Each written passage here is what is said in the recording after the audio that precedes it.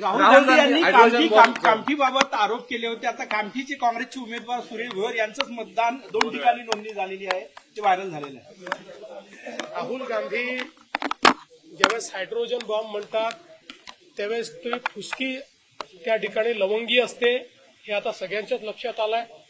काल तर ते स्वतःच असे सापडलेले आहेत की त्यांनीच मॉर्फ केलेला फोटो दाखवलाय, असं काही चॅनल्सनी क्लिअर कट दाखवलेला आहे। त्या चॅनल्सनी जाऊन त्या वोटरची पडताळणी केली, वोटर तिथेच सापडले, फक्त राहुल गांधींनी त्यांचा चेहरा दुसरा दाखवलेला आहे हे देखील त्या ठिकाणी लक्षात आलेलं आहे।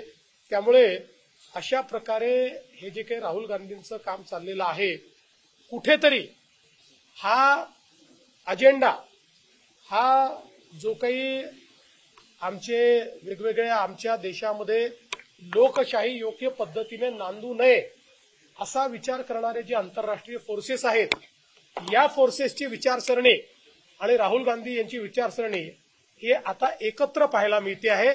त्याच्यामध्ये कुठलाही भेद नाही आहे। ते फोर्सेसही हाच प्रयत्न करतायत की भारताच्या लोकशाहीवरनं आणि लोकशाहीने तयार केलेल्या संस्थांवरनं जनतेचा विश्वास उठला पाहिजे, आणि तेच प्रयत्न राहुल गांधी करतायत। यातनं शंकेला मोठा वाव तयार झाला।